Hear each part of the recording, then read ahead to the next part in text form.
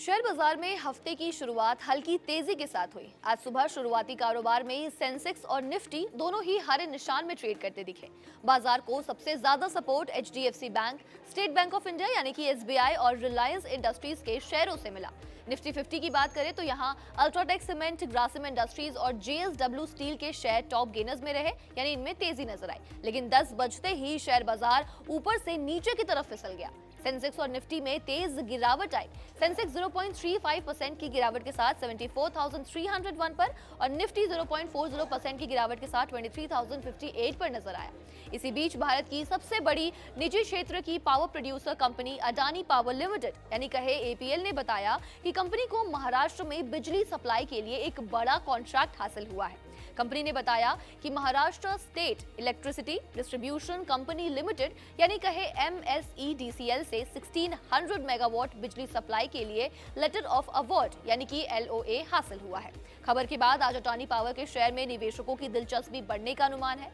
BSE filing के according कड़े मुकाबले वाली बोली प्रक्रिया में अडानी पावर ने सबसे कम 5.30 रुपए प्रति यूनिट की रेट से बिजली देने की पेशकश करके इस ठेके पर कब्जा जमाया है। ये बिजली सप्लाई एक पावर सप्लाई एग्रीमेंट के तहत की जाएगी, जिसकी अवधि लगभग 25 साल की बताई जा रही है। इस टेंडर में कई और कंपनियों ने भी हिस्सा लिया था, लेकिन अडानी पावर सबसे कम टैरिफ की बोली लगाने के कारण एक सक्सेसफुल बिडर चुनी गई। इस प्रोजेक्ट से महाराष्ट्र में बढ़ती बिजली मांग को पूरा करने में मदद मिलेगी। इस पावर सप्लाई एग्रीमेंट्स के तहत फाइनेंशियल ईयर 2030 से 31 से महाराष्ट्र को बिजली की सप्लाई शुरू होने की उम्मीद है। थर्मल पावर सेक्टर में बढ़ते निवेश के बीच अडानी पावर की ये एक और बड़ी उपलब्धि है।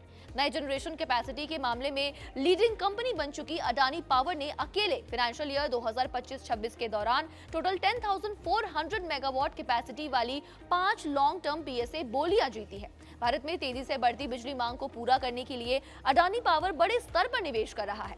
कंपनी ने अपने पावर प्रोजेक्ट के एक्सपेंशन के लिए करीब 2 लाख करोड़ रुपए का निवेश करने की योजना बनाई है।